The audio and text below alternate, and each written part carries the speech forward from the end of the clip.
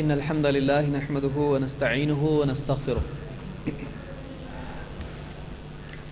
ونعوذ بالله من شرور أنفسنا ومن سيئات أعمالنا من يهده الله فلا مضل له ومن يضلل فلا هادي له وأشهد أن لا إله إلا الله وحده لا شريك له وأشهد أن محمدًا عبده ورسوله أما بعد فإن خير الحديث كتاب الله وخير الهدي هدي محمد صلى الله عليه وسلم وشر الأمور محدثاتها وكل محدثة بدعة وكل بدعة ضلالة وكل ضلالة في النار. قال سبحانه وتعالى قل هل ننبئكم بالأخسرين أعمالا الذين ضل سعيهم في الحياة الدنيا وهم يحسبون أنهم يحسنون صنعا.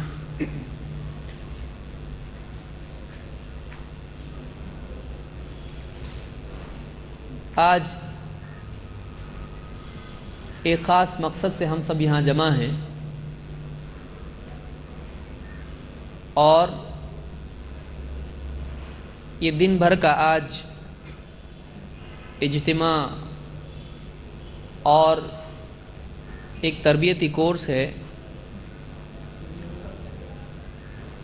جس میں آنے کی اللہ تعالیٰ نے ہم سب کو توفیق عطا فرمائی ہے. جو بھی مسلمان طلب علم کے لیے علم حاصل کرنے کے لیے چھوٹا یا بڑا کوئی بھی سفر کرتا ہے، اللہ کے نبی صلی اللہ علیہ وسلم کی حدیث کے مطابق اللہ تعالیٰ اس کے لیے جنت کا راستہ آسان کرتا ہے. اس اعتبار سے علم حاصل کرنے کی کوشش جنت کے پانے کی کوشش کے اعتبار سے پہلا مرحلہ ہے. جس کو جنت حاصل کرنا ہے اس کی شروعات علم حاصل کرنے سے ہوتی ہے. اس لیے کہ ایک آدمی کو جنت تک پہنچنا ہے تو جنت کا راستہ بھی اس کو پانا چاہیے. جنت کا راستہ اگر معلوم نہیں تو جنت کیسے ملے گی؟ اور جنت کا راستہ اگر مل جائے تب بھی اس راستے پر صراط مستقیم پر خود شیطان بیٹھا ہوا ہے. لَأَقْعُدَنَّ لَهُمْ صِرَاطَكَ الْمُسْتَقِيمَ. ابلیس نے اللہ سے کہا تھا میں تیری سیدھی راہ پر ان سب کے لیے بیٹھوں گا، تیرے بندوں کے لیے بیٹھوں گا، ان کو گمراہ کرنے کے لیے. تو اس راستے پر شیطان کس طرح سے بہکاتا ہے، گمراہ کرتا ہے، اس کا علم ہونا بھی ضروری ہے. اور انسان سے لغزشیں ہو جائیں، غلطیاں ہو جائیں، آدمی تھوڑی دیر کے لیے بہک جائے تو اس کا علاج کیا ہے، اس کا تدارک کیا ہے، اس کی بھرپائی کیا ہے، یہ بھی آدمی کو معلوم ہونا چاہیے. اس اعتبار سے جنت تک پہنچنے کے لیے، جنت میں داخل ہونے کے لیے جنت کے راستے کا علم، اس راستے کے مسائل کا علم، اس راستے سے بہک جانے بھٹک جانے کے بعد واپس اس راستے تک آنے کے لیے علم، یہ ساری چیزیں ہمارے لیے بہت ضروری ہیں. اس لیے کہ انسانیت کا ایک بہت بڑا مسئلہ یہ رہا ہے کہ علم کی کمی کی وجہ سے، جہالت کی وجہ سے انسانیت کی اکثریت ایک غلط چیز کو صحیح سمجھ کر اپنی زندگی اس کے لیے وقف کرتی رہی ہے. انسان کا پرابلم کیا ہے؟ ایک تو یہ کہ آدمی کو معلوم نہیں ہوتا ہے کیا کرنا ہے کیا نہیں کرنا ہے، تو وہ اس بات کا احساس رکھتا ہے کہ بھائی مجھ کو معلوم نہیں، بتائیے. ایسے آدمی کو بتانے کے بعد وہ فوراً مان لیتا ہے اور عمل کرنا شروع کرتا ہے. لیکن دوسرا آدمی وہ ہے کہ جو ایک غلط چیز کو صحیح سمجھے ہوئے ہے، ایک ایسی چیز جو نہیں کرنے کی ہے، اب وہ یہ سمجھ رہا ہے کہ یہی کرنا ہے، یہی صحیح ہے، یہی دین ہے، یہی نجات ہے، یہی اللہ کے قریب کرنے والا عمل ہے، یہی واقعی اسلام ہے. تو ایک غلط چیز کو جو کہ اسلام نہیں ہے، ایک ایسی چیز کو جو اللہ کو ناراض کرنے والی ہے، وہ اسلام اور اللہ کی رضا والا عمل سمجھ رہا ہے، اب ایسے آدمی کو اگر بتایا جائے کہ یہ غلط ہے جو تم کر رہے ہو تو بات مانتا نہیں ہے۔ کیوں؟ اس لیے کہ پہلے سے اس کا برتن غلط چیز سے بھرا ہوا ہے۔ ایک خالی برتن ہے، کوئی آدمی آپ سے آ کے مانگے پانی دو بھائی اس میں، آپ اس میں پانی ڈال دیں گے، اس میں کیا ہوگا؟ پانی، وہ اپنی پیاس اس سے بجھا سکتا ہے۔ لیکن ایک آدمی ہے، اس کا برتن شراب سے بھرا ہوا ہے، اب آپ اس میں آب زمزم بھی ڈالیں تو کیا اس کا پینا حلال ہوگا؟ نہیں، کیونکہ اس میں پہلے سے شراب ہے۔ تو بھرا ہوا برتن مصیبت پیدا کرتا ہے۔ کب؟ جب وہ برتن غلط علم سے بھرا ہوا ہو۔ اسی طرح سے انسان کا دل اگر غلط علم سے بھرا ہوا ہو تو پھر وہ مصیبت پیدا کرتا ہے صحیح علم والوں کے لیے، ایسے لوگوں کا وہ دشمن بن جاتا ہے۔ یہی بات قرآن کریم میں اللہ تعالیٰ نے بیان کی ہے، اور یہی چیز آج اپنے معاشرے میں ہم کو دیکھنے ملتی ہے۔ ہم آج کیوں جمع ہوئے ہیں؟ ہمارا موضوع کیا ہے؟ ہمارا موضوع آج پورے دن بھر کا ہے کہ عید میلاد النبی، اللہ کے نبی صلی اللہ علیہ وسلم کی پیدائش کے دن عید منانا بہت سارے ہمارے مسلمان بھائی نہ صرف اسلام بلکہ ایمان کا تقاضا سمجھتے ہیں۔ وہ سمجھتے ہیں کہ اگر عید نہیں منایا تو مسلمان ہی نہیں، اس کے اسلام میں پرابلم ہے، اس کو لازمی سمجھتے ہیں، اس کو نبی صلی اللہ علیہ وسلم سے محبت کا تقاضا سمجھتے ہیں، اس کو اسلام کی یادگار سمجھتے ہیں، اس کو دنوں میں، بلکہ بعض لوگوں نے تو یہاں تک کہ لکھ دیا ہے کہ میلاد النبی کی جو رات ہوتی ہے وہ لیلۃ القدر سے بھی افضل ہے۔ جب لکھنا ہی ہو آدمی کو تو کچھ بھی لکھے۔ تو اس اعتبار سے اس دن کو بہت سارے لوگ ایک بہت افضل دن سمجھتے ہیں، اس اعتبار سے کہ اس دن عید منانا چاہیے۔ بلا شبہ ہم کو خوشی ہے، ہمارے نبی صلی اللہ علیہ وسلم کی پیدائش، آپ کا دنیا میں تشریف لانا، آپ کا نبی بننا، اور وہ سارے معاملات جو آپ کے ساتھ ہوئے ہیں، یہ ہمارے لیے انتہائی مسرت کی چیز ہے کہ ہم کو ایک ایسا نبی ملا ہے۔ بہت خوشی کی چیز ہے کہ ہم نے ایک ایسا نبی پایا ہے جس کی فضیلت دوسرے انبیاء پر ہے، اور دنیا اور آخرت میں بھی جن کی شان ہے، اللہ کے ہاں جن کا ایک خاص مقام ہے۔ لیکن آپ صلی اللہ علیہ وسلم کی پیدائش کے دن کو بطور عید منانا، یہ اسلام میں کہاں تک صحیح ہے؟ کیونکہ اسلام کے نام پر جو چیز کی جائے گی، اگر اسلام ہی میں اس کی گنجائش نہ ہو تو چاہے کتنی بھی اچھی نیت سے کی جائے وہ چیز صحیح نہیں ہو سکتی ہے۔ آپ بتائیے، ایک مثال اس کی دیتا ہوں۔ ایک آدمی کسی مولوی صاحب سے سنے کہ مسجد بنانا بہت اچھا کام ہے، اب اس کے دل میں مسجد کی محبت پیدا ہو گئی، مسجد کے اندر کیے جانے والے اعمال کا شوق پیدا ہو گیا، لوگ نمازی بنے، لوگوں کو نماز پڑھنے جگہ مل جائے، دل میں تمنا ہو گئی۔ اب اس تمنا کے لیے اس نے کیا کیا؟ اس کے پاس سود کا پیسہ پڑا ہوا تھا، وہ سارا سود کا پیسہ مسجد بنانے میں لگایا۔ نیت اچھی تھی کہ نہیں تھی مسجد بنانے کی؟ بہت اچھی تھی، لیکن اس نیت کے تحت جو عمل اس نے کیا، کیا اسلام میں سود کا پیسہ استعمال کرنے کی گنجائش ہے؟ نہیں۔ مسجد کے لیے وہ تو اور بھی برا ہے، اپنے لیے پرسنل معاملات میں نہیں ہے، آپ نے اللہ نے جس چیز کو منع کیا اللہ ہی کے لیے استعمال کیا اس کو، تو یہ اور بھی برا ہوا۔ تو معلوم یہ ہوا کہ آدمی کی نیت بعض اوقات اچھی ہوتی ہے، لیکن اس کو صحیح چیز کا علم نہ ہونے کی وجہ سے وہ ایک غلط چیز صحیح مقصد کے لیے کرتا ہے۔ ایک صحیح کاز کے لیے غلط عمل کرنا بھی غلط ہوتا ہے۔ اسلام میں صرف نیت نہیں دیکھی جاتی ہے، اسلام میں کچھ قاعدے ہیں، آدمی کا ہر عمل اس قاعدے کے، ان قواعد کے تابع ہونا چاہیے۔ یہ ایک بنیادی بات ہے جس کو سمجھنا بہت ضروری ہے۔ تو آج اسی موضوع پر ہم گفتگو کریں گے کہ بہت سارے ہمارے مسلمان بھائی اللہ کے نبی صلی اللہ علیہ وسلم کی پیدائش کے دن کو بطور عید مناتے ہیں، جس کو عید میلاد النبی کہتے ہیں۔ پہلے کچھ زمانے پہلے آپ دیکھیے، دو ایک نسل پیچھے جائیں آپ، لوگ اس کا نام دوسرا تھا، اس کا نام ابھی اپڈیٹ ہوا ہے۔ نام اس کا کیا ہوا ہے؟ پہلے نام کیا تھا؟ 12 وفات۔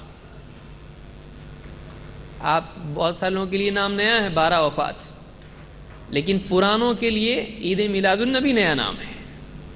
دیکھیے نیا جو ہے وہ کمپیریٹیو ہوتا ہے، ہمیشہ ریلیٹیو ہوتا ہے، کہ جو لوگ پہلے والے ہیں ان کے لیے عید میلاد النبی نیا نام ہے، اور جو بعد والے ہیں، یہ جنریشن ہے، ان کے لیے 12 وفات نیا نام ہے، کیونکہ وہ اتنا پرانا ہے کہ انہوں نے یہ چیز سنی نہیں ہے۔ تو کچھ لوگ اس کو 12 وفات کے نام سے مانتے تھے پہلے، اور آج کل لوگ اس کو عید میلاد النبی کے نام سے مناتے ہیں۔ اسلام میں اس کی کتنی گنجائش ہے؟ کیا یہ عید ہے؟ کیا نبی سے محبت کا تقاضا یہ ہے کہ ہم یہ عید منائیں، یا یہ بدعت ہے؟ یہ سنت ہے یا بدعت ہے؟ صحیح ہے یا غلط ہے؟ کیا یہ عید منانے والا مسلمان واقعی اللہ کے نزدیک مقرب ہے؟ کیا نہیں منانے والا جہنمی ہے، یا وہ کم دین پر کم چلنے والا ہے؟ کیا ہے؟ بہت سارے لوگوں کے ذہنوں میں جب یہ دن آتے ہیں، ربیع الاول کا مہینہ آتا ہے، تو یہ سوالات اٹھتے ہیں۔ صحیح جواب علم نہ ہونے کی وجہ سے ان کے پاس نہیں ہوتا ہے۔ آج کے اس درس میں ہم اسی سوال کا جواب تلاش کرنے کی کوشش کریں گے۔ جو آیت میں نے پڑھی ہے، اس آیت میں اللہ تعالیٰ فرماتا ہے، قل، اے نبی آپ کہیے، هل ننبئکم بالاخسرین اعمالا، اے نبی آپ کہیے، کیا ہم تم کو بتائیں کہ اعمال کے اعتبار سے سب سے زیادہ گھاٹے میں، خسارے میں کون ہے؟ سب سے زیادہ لاس میں کون ہے عمل کر کے بھی؟ اور اللہ ہی نے اس کا جواب دیا، الذین ضل سعیہم فی الحیات الدنیا، یہ وہ لوگ ہیں جن کی دنیاوی کوششیں، دنیا میں کی گئی کوششیں، ضل سعیہم، برباد ہو گئی، دنیا میں جو کچھ انہوں نے کیا سب برباد ہو گیا۔ وَهُمْ يَحْسَبُونَ أَنَّهُمْ يُحْسِنُونَ صُنْعًا، اور وہ لوگ اسی بھرم میں، اسی گمان میں پڑے رہے کہ ہم کوئی اچھا کام کر رہے ہیں۔ یعنی ایک آدمی کام تو غلط کر رہا ہے، اور وہ غلط کام کو اچھا سمجھ رہا ہے، اور جب مرنے کے بعد اللہ کے پاس جائے گا تو چونکہ وہ کام ہی غلط تھا، تو وہ کام اس کے لیے ثواب کا ذریعہ نہیں بنے گا، اللہ کی نعمتوں کا ذریعہ نہیں بنے گا، وہ تو بلکہ دنیا میں برباد ہو چکا ہے۔ تو اللہ تعالیٰ نے بتایا کہ ایک آدمی واقعی ناکام کون ہے؟ واقعی ناکام وہ ہے کہ جو غلط کام کو صحیح سمجھ کے کرے، وہ کام جو اس کو ہلاک کرنے والا ہو، اس کام کو وہ نجات والا عمل سمجھ کے کرنے لگے۔ زہر کو دوائی سمجھ کے کھائے، زہر کو دوائی سمجھ کے کھائے۔ آپ بتائیے یہ کتنا بڑا ہلاک ہونے والا ہے کہ دوائی سمجھ رہا ہے اس کو، حالانکہ وہ کیا ہے؟ زہر ہے اس کے لیے۔ یہ سورہ الکہف کی آیت نمبر 103 104 ہے۔ اس سے ایک بات یہ معلوم ہوئی کہ دنیا میں ایک بہت بڑا پرابلم انسان کا یہ ہے، اور ڈرنا چاہیے اس کو اس بات سے کہ کہیں ایسا تو نہیں ہم ایک چیز کو اچھا سمجھ رہے ہوں اور وہ چیز بری ہو۔ ہمیشہ ہم کو اس بارے میں سوچتے رہنا چاہیے، کیونکہ اگر ہم یہ سوچنا چھوڑ دیں تو پھر بھٹک بھی گیا آدمی تو معلوم نہیں پڑے گا وہ صحیح جا رہا کہ غلط جا رہا ہے۔ جیسے ایک آدمی سفر میں جاتا ہے تو ہر وقت اس کو فکر رہتی ہے کہ کہیں ہم غلط راستے میں تو نہیں نکل گئے، کیونکہ جتنا دور نکل جائیں گے، اگر راستے میں کسی سے پوچھیں گے نہیں تو پھر بہت دور نکل جائیں گے، واپس گھوم کے آنا بڑا مشکل ہوگا۔ اس لیے آدمی کیا کرتا ہے؟ ہر چوک میں پوچھتا ہے، بھائی یہ راستہ کدھر جا رہا ہے؟ یہ راستہ فلاں جگہ جا رہا ہے؟ ہاں جا رہا ہے، تو پھر چلتا ہے۔ برابر راستے کے کنارے جو بورڈ لگے ہوئے ہوتے ہیں ان کو پڑھتے جاتا ہے۔ کیوں؟ اس لیے کہ اس کو گمراہ نہیں ہونا ہے۔ جس آدمی کو گمراہ ہونے کا ڈر ہوتا ہے، گمراہ ہونے کے بارے میں وہ فکر مند ہوتا ہے کہ کہیں گمراہ نہ ہو جاؤں، وہ آدمی ہوش میں جیتا ہے۔ اور جو آدمی اس کو کوئی ٹینشن نہیں ہوتا ہے، بے فکر ہو جاتا ہے، اور جو بے فکر ہو جاتا ہے اس کے بھٹکنے کے چانسز بڑھ جاتے ہیں۔ تو پہلی بات یہ سمجھ لیں کہ دنیا میں ناکام وہ ہے کہ جو اپنے کو ہدایت پر سمجھتا رہے لیکن واقعی وہ اللہ کے ہاں گمراہ ہو۔ اس لیے علم کا حاصل کرنا بہت ضروری ہے۔ اس اعتبار سے عمل کے برباد ہونے کے سلسلے میں اللہ کے نبی صلی اللہ علیہ وسلم کی ایک حدیث اور روشنی ڈالتی ہے کہ ایک آدمی کا کون سا عمل قبول ہوگا اور کون سا قبول نہیں ہوگا۔ کیا اچھی نیت سے کیا جانے والا ہر عمل اچھا ہوتا ہے یا نہیں؟ لوگ کیا بولتے ہیں، کچھ بھی عمل کرتے ہیں، کوئی بولے بھائی ایسا مت کرو، اسلام میں ایسا نہیں، بولے ہماری نیت بہت اچھی ہے، ہماری نیت بہت اچھی ہے۔ تو کیا صرف نیت کے اچھا ہونے سے عمل اچھا ہو جاتا ہے؟ نہیں، بلکہ نیت صحیح ہے تو عمل بھی صحیح ہونا چاہیے۔ نیت خالص ہو، اللہ کے لیے کیا ہوا عمل ہو، دو اس عمل کے اندر اللہ صلی اللہ علیہ وسلم کی سنت بھی ہو، وہ حدیث اور سنت کے مطابق ہو، وہ قرآن و سنت کے تابع ہو، تو عمل قبول ہوگا۔ عمل کی قبولیت کے لیے دو چیزیں ضروری ہیں، ایک اخلاص نیت اور دو اتباع سنت۔ اللہ کے نبی صلی اللہ علیہ وسلم فرماتے ہیں من عمل عملا لیس علیہ امرنا فہو رد، جو کوئی آدمی ایسا عمل کرے جس کے کرنے کا ہم نے حکم نہیں دیا تو وہ عمل رد کر دیا جائے گا۔ دیکھیے اس میں کیا بات ہے، آپ صلی اللہ علیہ وسلم فرما رہے ہیں کوئی بھی آدمی ایسا عمل کرے جو ہم نے کرنے کے لیے کہا ہی نہیں تھا، اپنے دل سے ہی کرنا شروع کر دیا، تو ایسا عمل اللہ تعالیٰ کے ہاں قبول نہیں ہوگا بلکہ رد کر دیا جائے گا۔ اس سے یہ بات معلوم ہوئی کہ عمل وہی ہے جو اللہ کے نبی صلی اللہ علیہ وسلم سے کرنے کا حکم لیے ہوئے ہو، چاہے وہ ترغیب کے طور پر ہو یا وجوب کے طور پر ہو، کہ جو عمل آدمی اپنے دل سے کچھ بھی کرے، ہمارے نبی نے کہا نہیں، صحابہ نے کیا نہیں، دین میں ہے کہ نہیں ہے وہ نہیں، لیکن ہم دل سے کر رہے ہیں، دین میں نہیں ہے ہمارے دل میں ہے، اس کی بنیاد دین پہ نہیں ہے، اس کی بنیاد کس پہ ہے؟ حضرت کے دل پہ۔ تو اب دل سے کیا ہوا عمل قبول ہوگا یا دین سے کیا ہوا عمل قبول ہوگا؟ جس کی بنیاد دین پر ہو وہ عمل قبول ہوگا۔ اپنے دل سے کچھ بھی اچھی نیت سے نیکی کریں گے قبول ہوگی ضروری نہیں ہے، اللہ قبول نہیں کرے گا۔ تو اس سے ایک بات یہ معلوم ہوئی، بخاری اور مسلم کی حدیث ہے، اس سے بات معلوم ہوئی کہ جو عمل آدمی اپنے دل سے کرے اور قرآن و سنت میں اس کی بنیاد نہ ہو، اللہ کے نبی صلی اللہ علیہ وسلم نے اس کا حکم نہ دیا ہو، آپ کا عمل اس پر نہیں ہو، جس پہ یعنی دین میں سے کوئی اصل ہی اس کی نہیں ہے، ایسا عمل اللہ کے یہاں قبول نہیں ہوگا۔ کچھ بنیادی باتیں ہیں جن کو سمجھنا بھی ہمارے لیے ضروری ہے کہ کیا چیز سنت ہے، کیا چیز بدعت ہے۔ بدعت کس کو کہتے ہیں؟ دین میں اپنی طرف سے کچھ بھی نیا طریقہ نکالنا، اس کو کیا کہتے ہیں؟ بدعت کہتے ہیں۔ دین میں اپنی طرف سے کوئی چیز نکال کے اس کو دین سمجھنے لگنا، اس کو کیا کہتے ہیں؟ بدعت۔ جیسے کوئی آدمی اذان آپ سنتے ہیں، اذان ختم کیسا ہوتی ہے؟ اللہ اکبر اللہ اکبر، آخری لفظ کیا اس کا؟ آخری جملہ لا الہ الا اللہ۔ اب کوئی آدمی بولے کلمہ تو آدھا لگ رہا ہے یہاں پہ، اب کلمہ پورا کرنا چاہیے، اب اذان میں کیا کہنے لگے؟ اللہ اکبر لا الہ الا اللہ محمد الرسول اللہ۔ تو کیا ایسی اذان صحیح ہوگی؟ غلط ہوگی۔ کیوں؟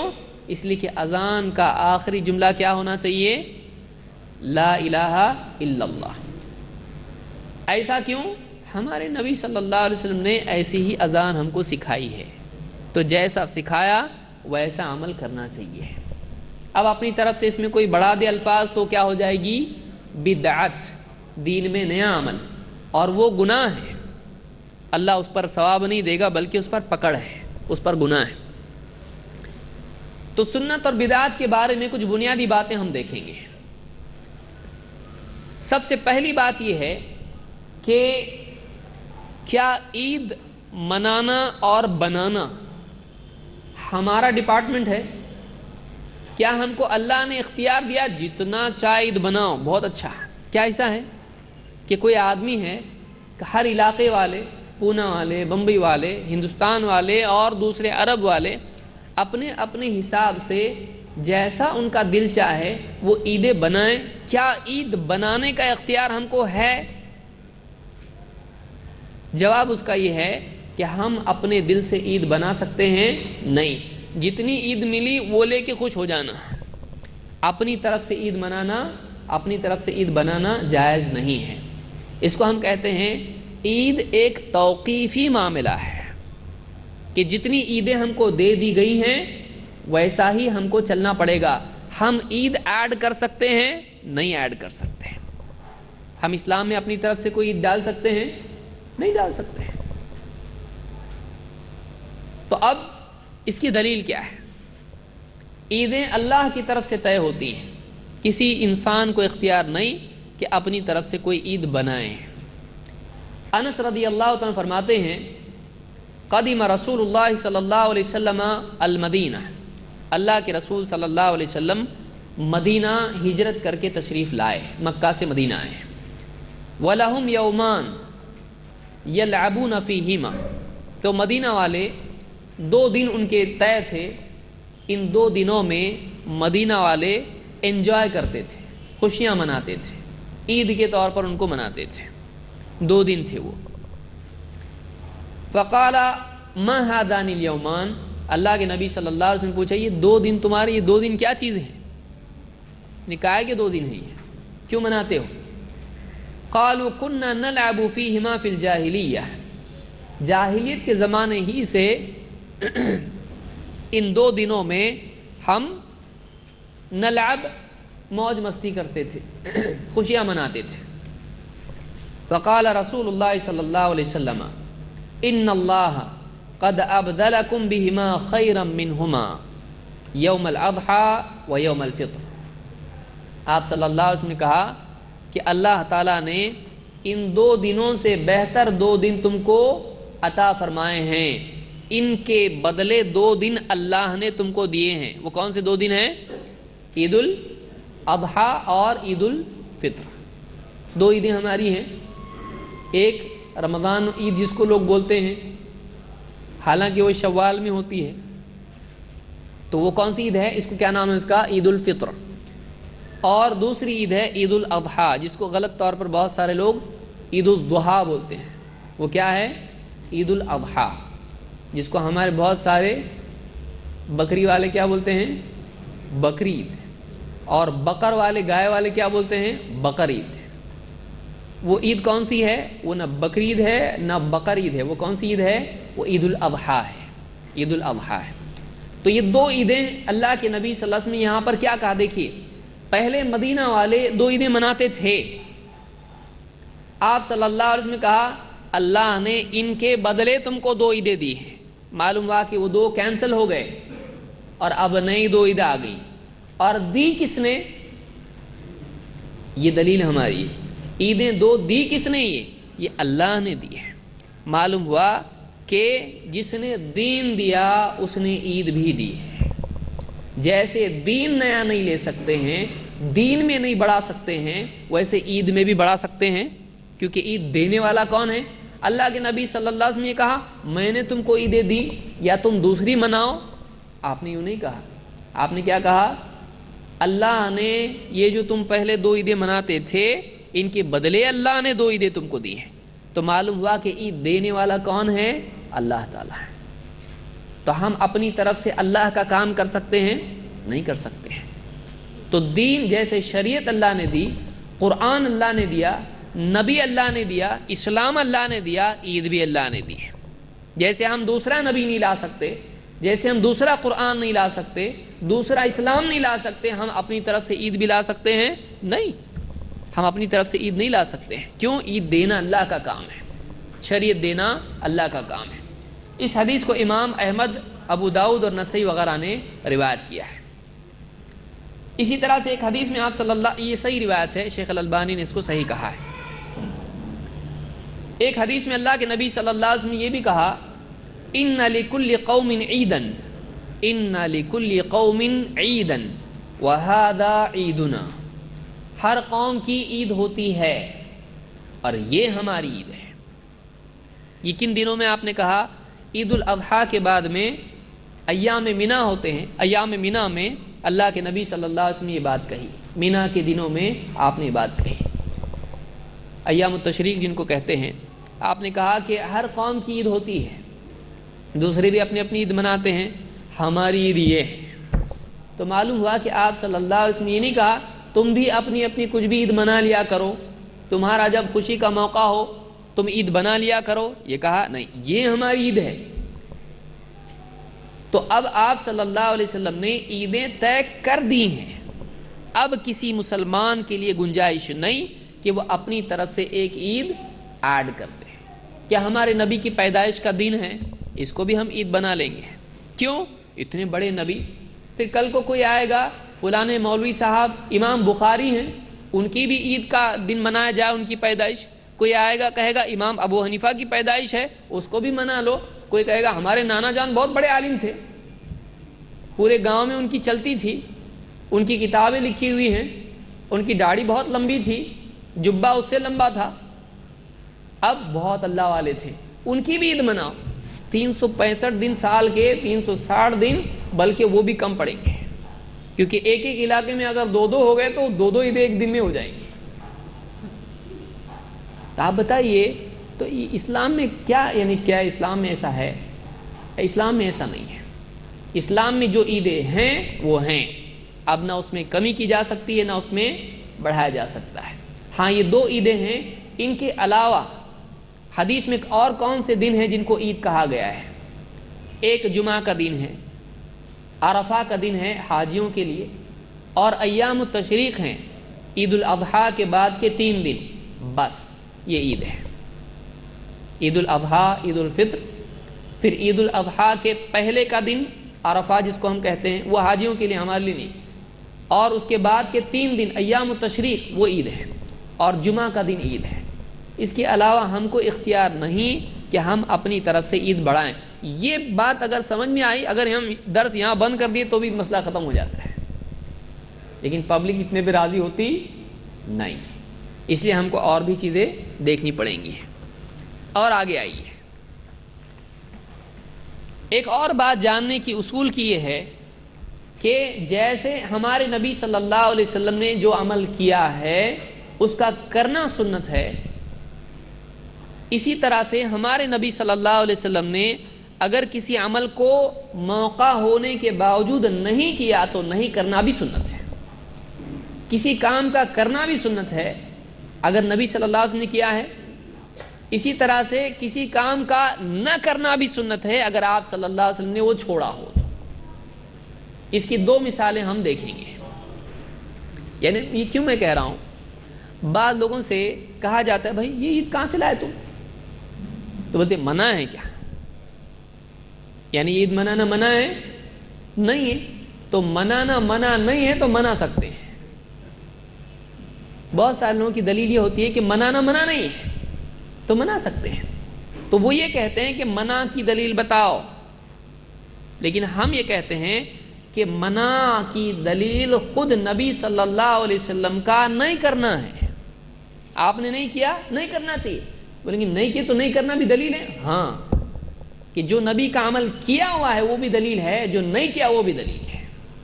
کیسے؟ آئیے، عبداللہ ابن عمر رضی اللہ تعالیٰ عنہ صحابی ہیں، ان کے بارے میں روایت ہے انہ خرج فی یوم عید، وہ عید کے دن گھر سے نکلے، فلم یصلی قبلہا ولا بعدہا، عید کی نماز سے پہلے، عیدگاہ میں عید کی نماز سے پہلے اور عید کی نماز کے بعد انہوں نے کوئی نماز نہیں پڑھی۔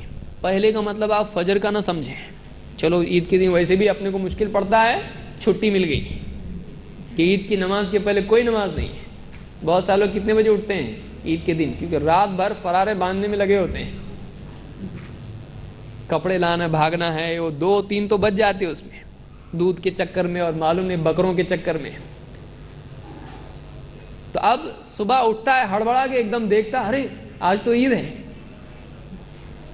اور پھر اس کے بعد بھاگتا ہے، آڑا تیڑا کیسے بھی کپڑے پہن کے نکل جاتا ہے.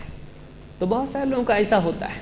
یہاں پر مراد عیدگاہ میں نفل نماز پڑھنا ہے، عیدگاہ میں نفل نماز.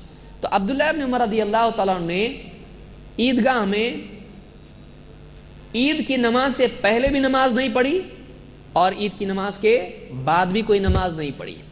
اور کیا کہا؟ وَذَكَرَ أَنَّ النَّبِيَّ صلی اللہ علیہ وسلم فَعَلَهُ. اور کیا کہا انہوں نے؟ اللہ کے نبی صلی اللہ علیہ وسلم نے ایسا ہی کیا ہے. آپ بتائیے وہ دلیل کرنے کی دے رہے ہیں کہ نہیں کرنے کی؟ یعنی عبداللہ ابن عمر نے نماز پڑھی عید کے پہلے بعد میں نہیں، تو یہ نہ کرنے کے لیے دلیل کیا دی انہوں نے؟ ہمارے نبی نے نہیں کیا تو ہم بھی نہیں کرتے ہیں. سمجھ میں آ رہی بات؟ کہ یہ عمل عیدگاہ، کوئی آدمی کہے گا بھائی نماز پڑھنے میں برا کیا ہے، اور عیدگاہ میں جا کے بولے سال بھر تو موقع ملتا نہیں ہے، اور رمضان ویسے بھی بزنس میں چلا گیا، اور موقع ہے چلو آج پڑھ لو، اور ویسے بھی اتنے اچھے کپڑے پہن کے سرما اور میں لگا کے سال میں ایک ہی موقع ملتا ہے، تو چلو آج ہی پڑھ لیتے ہیں اللہ کے سامنے، ہو سکتا ہے سال بھر کا کوٹا پورا ہو جائے اسی میں. تو آدمی عیدگاہ میں پڑھنا شروع کرے نفل نماز، صحیح نہیں ہے، غلط ہے. کیوں غلط ہے؟ منع ہے؟ نہیں ہے، منع کی دلیل نہیں ہے. لیکن صحابی نے کیا کہا؟ ہمارے نبی صلی اللہ علیہ وسلم نے ایسا نہیں کیا ہے، ہمارے نبی صلی اللہ علیہ وسلم عیدگاہ میں نماز نہیں پڑھتے تھے، ہم بھی نہیں پڑھیں گے. سمجھ میں آئی نہیں بات؟ تو نبی صلی اللہ علیہ وسلم نے ایک عمل نہیں کیا تو صحابی نے بھی وہ عمل نہیں کیا. صحابہ کا یہ طریقہ تھا.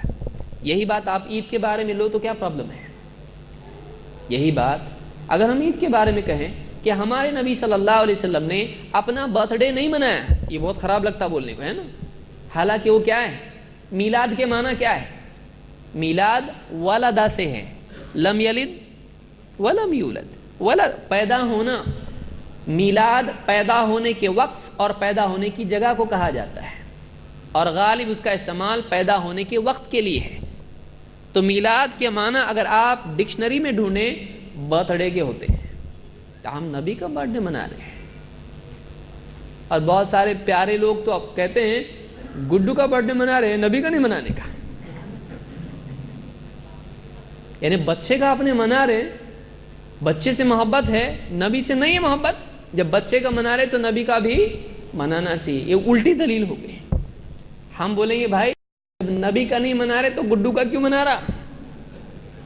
آنا ایسا چاہیے تھا. اب کیا ہو رہا ہے؟ پانی نیچے سے اوپر کی طرف جا رہا ہے، وہ بھی گندا پانی. سوچئے امت کہاں چلی گئی ہے. کس طرح کے اصول ہم نے بنا رکھے ہیں کہ ہم اپنے سے نبی کے لیے دلیلیں لیتے ہیں، حالانکہ نبی سے اپنے لیے دلیل لینا چاہیے تھا. تو یہاں پر صحابی نے ایک عمل نہیں کیا اور اس عمل کے نہ کرنے کے لیے نبی صلی اللہ علیہ وسلم کے نہ کرنے کو دلیل بنایا ہے. یہ ترمذی کی روایت اور یہ حسن درجے کی روایت ہے. اسی طرح سے ابن عمر رضی اللہ تعالیٰ عنہ ہی کی روایت ہے. دیکھیے صحابہ کیسے نبی کی اتباع کرتے تھے. کہتے ہیں اتخذ النبی صلی اللہ علیہ وسلم خاتم من ذہب. اللہ کے نبی صلی اللہ علیہ وسلم نے سونے کی انگوٹھی بنائی، سونے کی انگوٹھی بنائی. یہ شروع کی بات ہے. فاتخذ الناس خواتیم من ذہب. تو لوگوں نے بھی سونے کی انگوٹھیاں بنا لی. ہمارے نبی نے انگوٹھی بنائی، سونے کی بنائی، ہم بھی سونے کی انگوٹھی بنائیں گے. انہوں نے بھی سونے کی انگوٹھیاں بنا لی. فقال النبی صلی اللہ علیہ وسلم انی اتخذت خاتما من ذہب. میں نے سونے کی انگوٹھی بنائی تھی. فنبذہ. نکال کے آپ نے پھینک دی انگوٹھی، آپ نے نکال کے پھینک دی. وقال انی لن البسہ ابدا. میں اس کے بعد اس کو کبھی نہیں پہنوں گا. پہلے پہنی تو لوگوں نے بھی کیا کیا؟ سونے کی انگوٹھی بنائی، پہنی. ہمارے نبی نے کیا، ہم بھی کریں گے. پھر آپ نے کیا کہا؟ دیکھو میں نے بنائی تھی اور آپ نے نکال کے اس کو پھینک دیا اور کہا اس کے بعد میں کبھی اس کو پہنوں گا نہیں. ابداً. فنبذ الناس خواتیمہم. تو لوگوں نے بھی اپنی انگوٹھیاں نکال کے پھینک دی. آپ صحابہ کو دیکھیں، نبی نے ایک عمل کیا، صحابہ نے بھی کیا. نبی نے اس کو نکال دیا انگوٹھی کو، پہنا تو پہنا، نکالا تو نکالا. تو عمل جیسے کسی چیز کے کرنے میں ہوتا ہے، اتباع جیسے کسی عمل میں کرنے میں ہوتی ہے، اس عمل کے چھوڑنے میں بھی اتباع ہوتی ہے۔ سمجھ میں آئی بات؟ کہ ہمارے نبی صلی اللہ علیہ وسلم ایک عمل کریں تو ہم کریں گے، نہیں کریں چھوڑ دیں تو ہم بھی چھوڑ دیں گے۔ تو کیا نبی صلی اللہ علیہ وسلم نے اپنی پیدائش کا دن منایا تھا؟ کیا آپ نے عید منائی تھی، عید میلاد النبی؟ کیا ابو بکر و عمر رضی اللہ تعالیٰ عنہ کی پیدائش کا دن منایا جاتا تھا؟ آپ نے اپنے گھر میں بچے یا اپنی بیٹی فاطمہ رضی اللہ تعالیٰ عنہ کا پیدائشی دن منایا تھا؟ نہیں منایا۔ تو ہم یہ کہیں گے کہ جب آپ صلی اللہ علیہ وسلم نے کسی کی بھی پیدائش کا دن نہیں منایا تو اگرچہ منع کی دلیل ہم کو براہ راست نہیں ملتی ہے، لیکن چونکہ آپ نے اتنے سالوں میں کبھی نہیں کیا تو معلوم ہوا یہ عمل کرنے کا ہوتا تو ہمارا نبی کبھی نہیں چھوڑتا اس کو۔ یعنی ایک کرنے کا عمل نبی نے چھوڑ دیا، صحابہ نے چھوڑ دیا، ایسا ہو ہی نہیں سکتا ہے۔ یہ عمل نہیں کرنے کا تھا، اس لیے کبھی کسی نے کیا ہی نہیں۔ اور اسلام کی پہلی 3 صدیوں میں 300 سال تک یہ عمل تھا نہیں تھا، اس کے بعد آیا ہے، بہت لیٹ آیا یہ، 300 سال لگے اس کو آنے میں۔ اس کو ہم آگے دیکھیں کیسا آیا ہو۔ تو یہ دوسری بات ہم نے اس میں دیکھی، یہ بخاری اور مسلم کی روایت ہے کہ جیسے نبی صلی اللہ علیہ وسلم نے کسی کا عمل کو کیا ہو تو کرنا چاہیے، چھوڑا ہے تو چھوڑنا چاہیے۔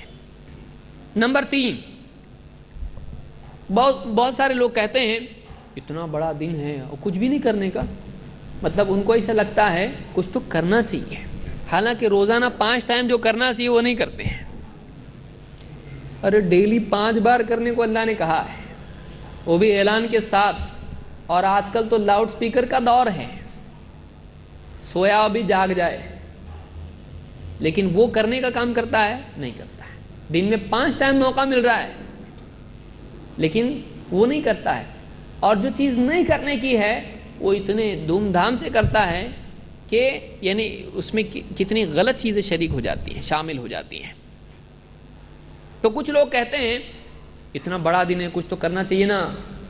تو کیا اسلام میں ایسا ہے کہ کوئی دن بہت ہی امپورٹنٹ ہو، عظمت والا ہو، اس دن کوئی بڑا واقعہ ہوا ہو، تو کیا اس دن کو عید بنایا جا سکتا ہے؟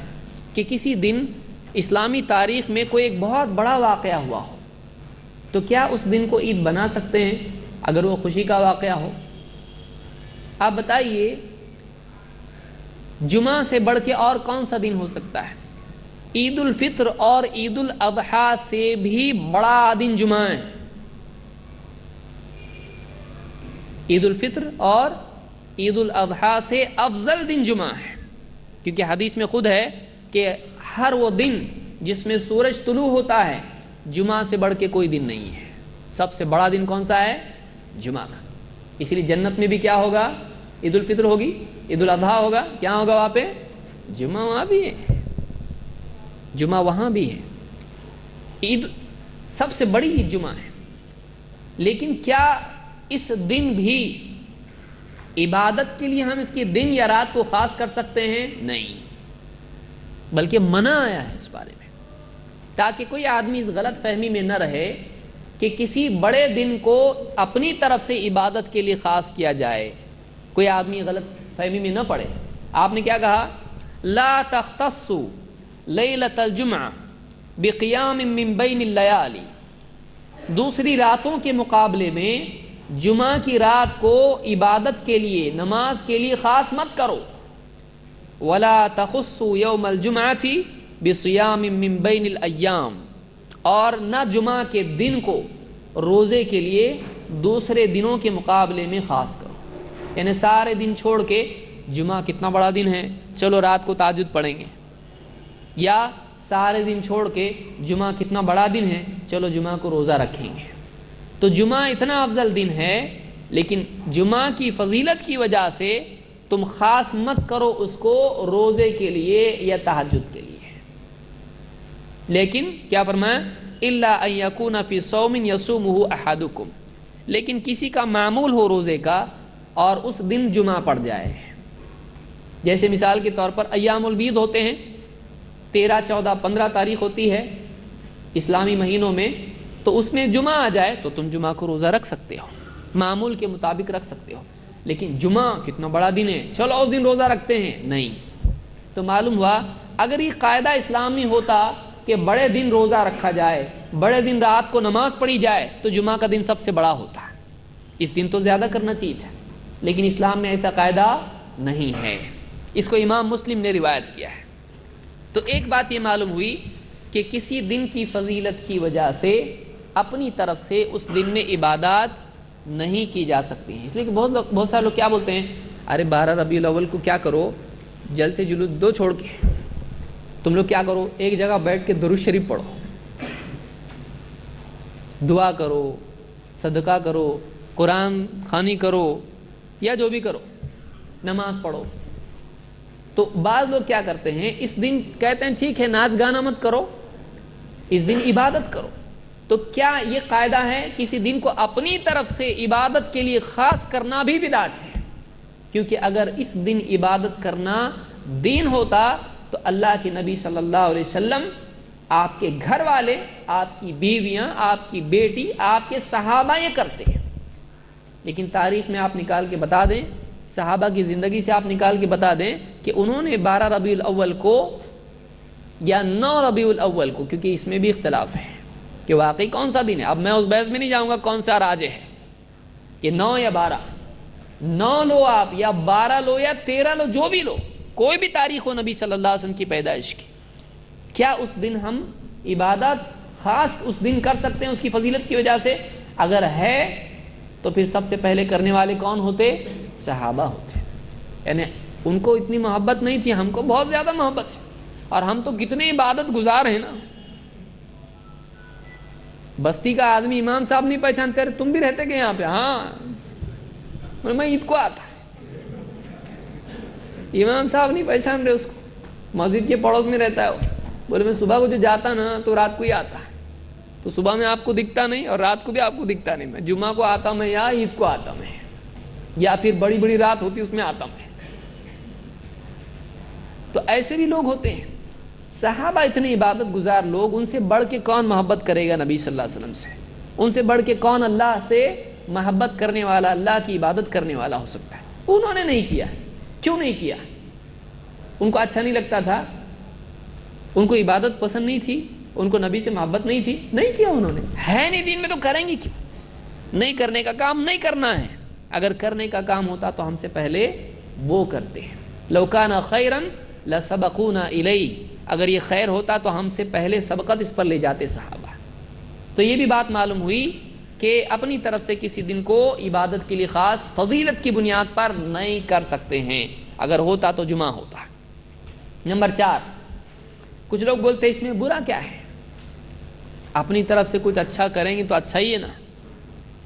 دیکھو کتنے لوگ جمع ہوتے، نبی کے نام سے نعرے لگتے ہیں، نہیں چھوڑیں گے، نہیں چھوڑیں گے، نبی کا دامن نہیں چھوڑیں گے، اس کو کلمہ پڑھائیں گے، اس کو کلمہ پڑھائیں گے، اسلام زندہ باد، شیطان مردہ باد، معلوم نہیں کیا کیا بولتے ہیں۔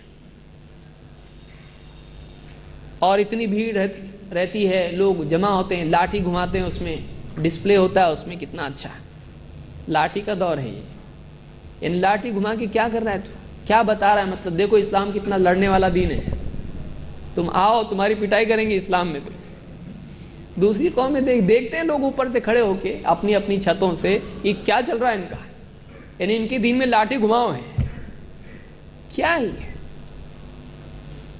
تو بہت سارے لوگوں کو اچھا لگتا ہے، تھوڑا انجوائمنٹ ہو جاتا، مزہ آتا، بہت مزہ آتا تھوڑا، تو اس کا دفاع کرتے ہیں لوگ، کہتے ہیں کہ اس میں برا کیا ہے، کھانا پینا اور ٹیپو سلطان کی میوزک، ٹیپو سلطان کی میوزک، پھر اس پہ عرب بن کے میرے چاچا بیٹھے تھے، داڑھی نکلی ہو تو کیا ہوا ہو، لیکن داڑھی تو تھی نا، نکلی داڑھی لگا کے ایک دم صافہ، اور وہ عرب کا کالا گوگل، معلوم نہیں اس میں کیا حکمت ہے کالے گوگل، دیکھا عرب لوگوں کو کالے گوگل پہنتے، یہ بھی پہنتا، اس زمانے میں تھا گوگل، اللہ کے نبی صلی اللہ علیہ وسلم کے زمانے میں گوگل تھا کیا؟ تو اس طرح سے بہت ساری خرافات لوگ کرتے ہیں، اور یہ سمجھتے ہیں کہ اس میں اچھا لگتا ہے، تھوڑا مزہ آتا ہے، اور منع کدھر ہے؟ کیا اپنی طرف سے کوئی چیز اچھی لگتی ہے تو ہم اس کو کر سکتے ہیں؟ نہیں، اسلام ہمارے یعنی لیے ایک بلینک پیپر نہیں کہ جو چاہے ڈرائنگ اس میں ہم کریں، جو چاہے کلر اس میں ہم بھریں، اسلام پہلے سے دیا ہوا دین ہے، وہ جیسا ہے ویسے ہی رکھنا ہے اس کو، اپنی طرف سے اس میں کچھ کر سکتے ہیں نہیں۔ آپ بتائیے، آپ کمپیوٹر کھول کے کچھ میں وائرنگ کرتے ہیں اس میں؟ نہیں۔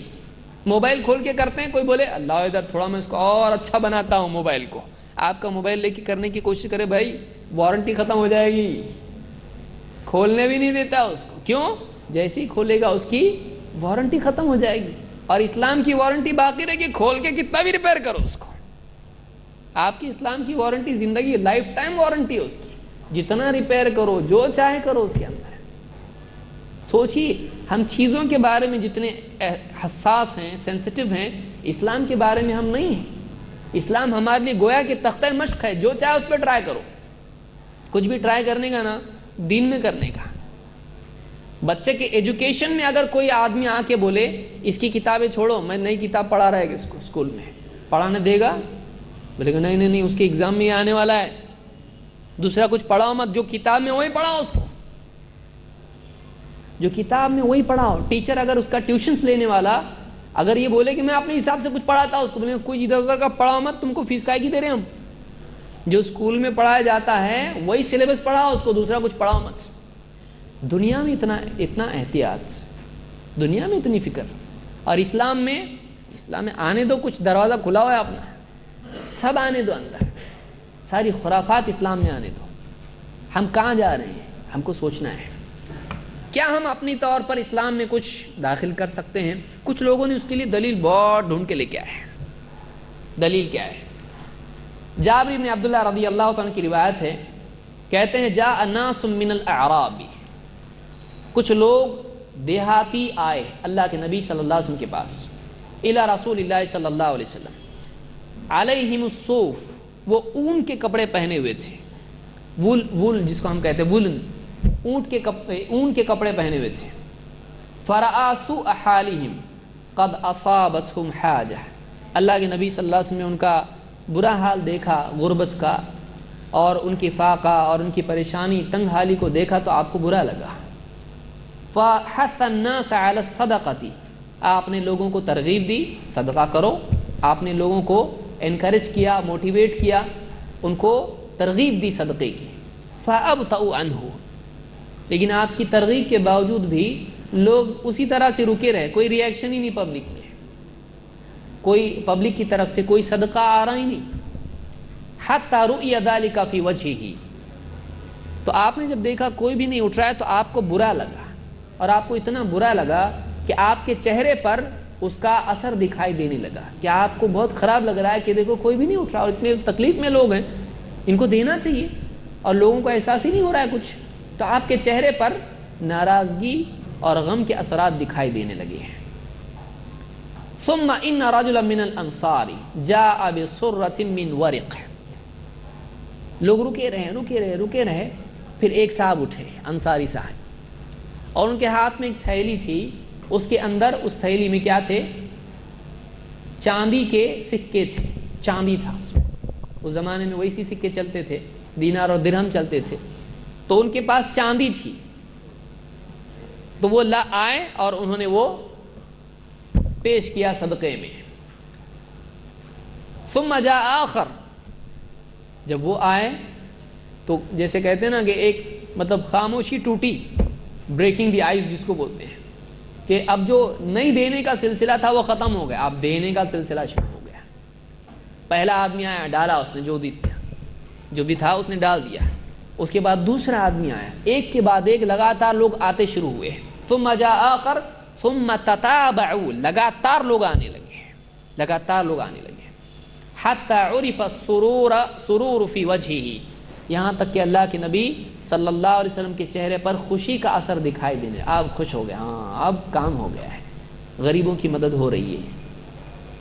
حتی عرف السرور فی وجہہ، فقال رسول اللہ صلی اللہ علیہ وسلم من سن فی الاسلام سنتا حسنہ فعمل بها بعدہ کتب له مثل اجر من عمل بها، کہ جو اسلام میں کوئی اچھا طریقہ رائج کرے، اسلام میں کوئی اچھا طریقہ، کوئی اچھی سنت رائج کرے گا، پھر اس کے بعد اس پر عمل بھی کیا جائے تو اس کو عمل کرنے والوں کے برابر ثواب ملے گا۔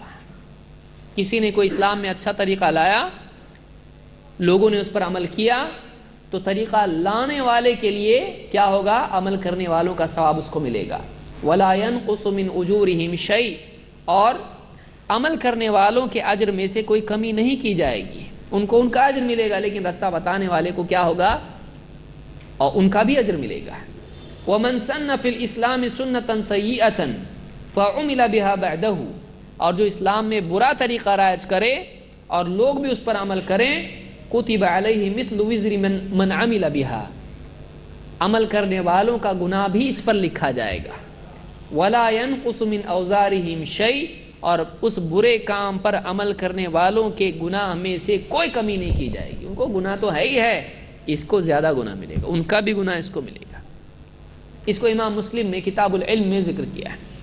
کچھ لوگوں نے پوری حدیث کا سیاق، اس کا بیک گراؤنڈ، اس کا پس منظر، پرسپیکٹو غائب کر کے یہ الفاظ لے لیے، جو اسلام میں اچھا طریقہ لائے گا اس کو بھی ثواب، عمل کرنے والوں کا ثواب اس کو ملے گا۔ تو انہوں نے کہا دیکھو اسلام میں اچھا طریقہ لا سکتے ہیں، تو ہم جو کر رہے ہیں وہ کیا ہے؟ اچھا ہے، ہم نے کہا لائیں اسلام میں، ہم کو بھی اجر ملے گا اور نعرے لگانے والوں کا بھی ہم کو ملے گا۔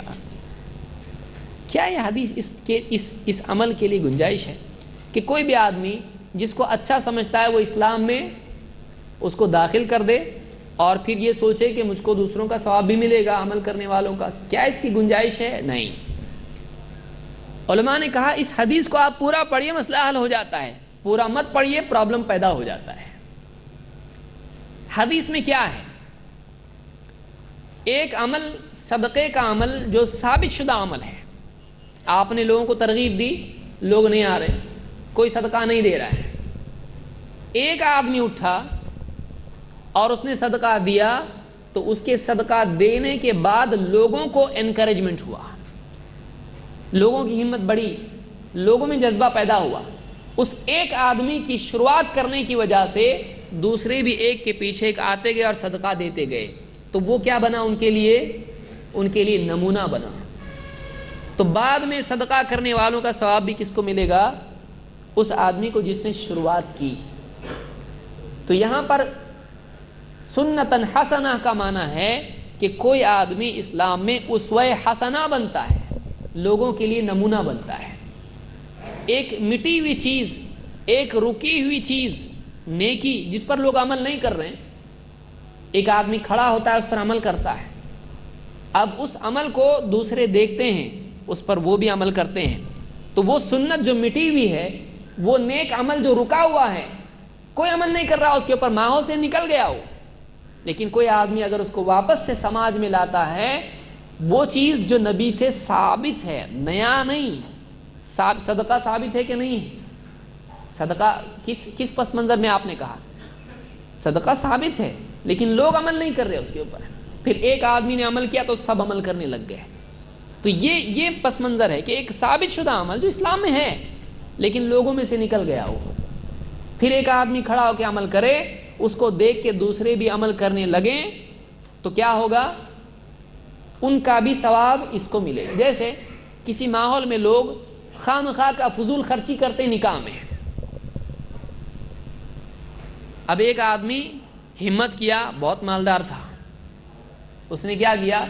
میرے کو دہیج نہیں چاہیے، میں دہیج دیے تو میں بھاگ جاؤں گا، نکاح کے دن ہی چلے جاؤں گا۔ اب اس نے اس طرح سے کیا، اور اسراف نہیں کروں گا، اور 5 کلمے نہیں پڑھوں گا میں۔ ہمارے ماحول میں کچھ لوگ کیا کرتے ہیں، نکاح کے ٹائم پہ 5 کلمے پڑھاتے ہیں، یعنی پہلے مسلمان بناؤ پھر دولہا۔ یہ نکاح کے ٹائم پہ کلمے کہاں سے آئے؟ بولو، امام صاحب بھی پڑھاتے، عائشہ بولو اشہدو، پہلا کلمہ لا الہ، پورے 5 کلمے، پبلک بھی سوچتے تھے ہاں میرا بھی ایک دن تھا میں بھی پڑھے ہوا ہوں۔ نکاح میں کلمے،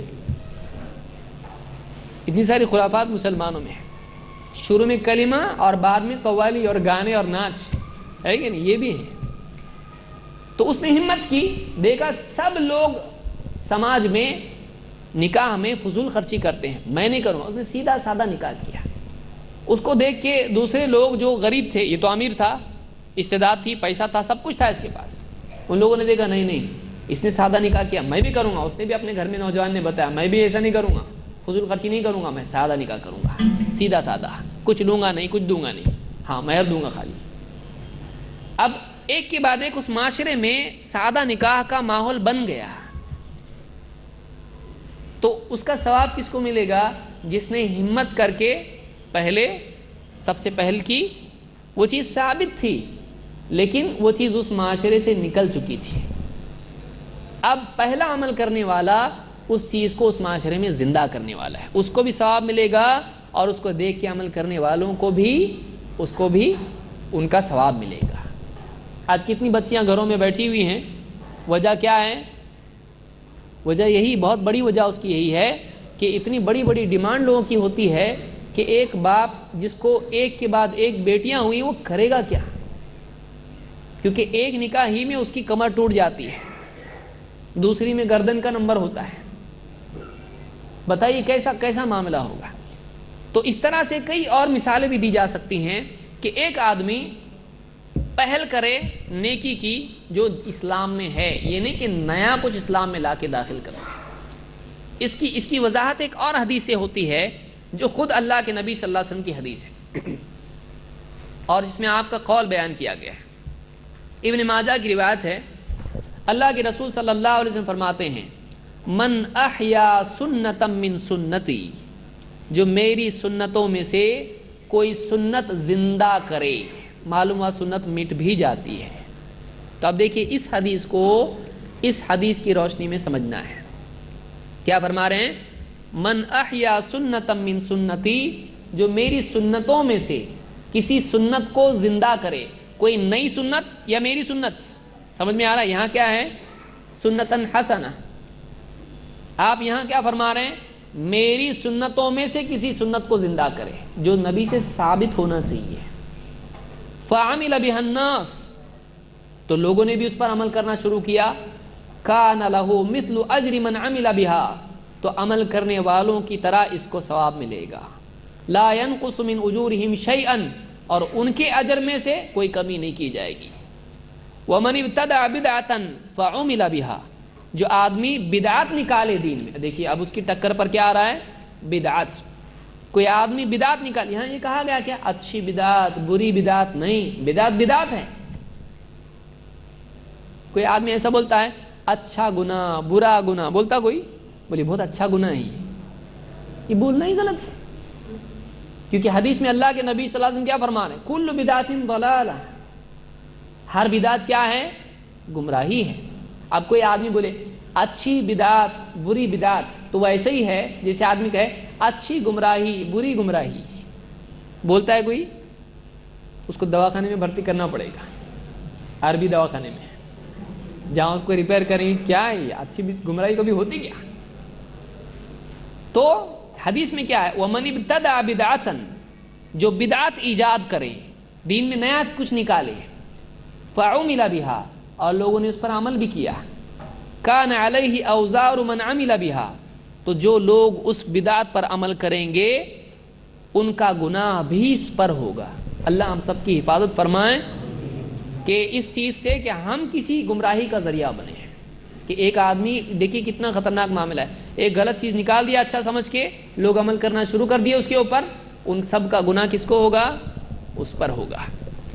کان علیہ اوزار من عمل بها لا ينقص من اوزار من عمل بها شيئا، اور جو لوگ اس پر عمل کریں گے ان کے بھی گناہ میں سے کوئی کمی نہیں ہوگی، یعنی گمراہ کرنے والے کو گمراہ ہونے والوں کا بھی گناہ ہوگا، لیکن یہ مطلب نہیں کہ ان کو گناہ نہیں ہوگا، ان کو تو ان کا گناہ ہوگا، ان کا گناہ اس کو بھی ملے گا، کیونکہ آنکھ بند کر کے وہ پیچھے چلتے رہے، ان کو چاہیے تھا کہ وہ تحقیق کرتے، تحقیق نہیں کی، آنکھ بند کر کے چلتے رہے اس کے پیچھے، وہ بھی گناہ گار ہوں گے۔ تو اس حدیث کو امام ابن ماجہ نے روایت کیا اور یہ صحیح روایت ہے، یہ صحیح روایت ہے، طرق اور شواہد کی بنیاد پر یہ روایت صحیح ہے۔ تو یہ کچھ باتیں تھیں جو مقدمے کے طور پر اور اس موضوع کو سمجھنے کے لیے ایک لازمی شرط کے طور پر تھیں جو میں نے ذکر کی۔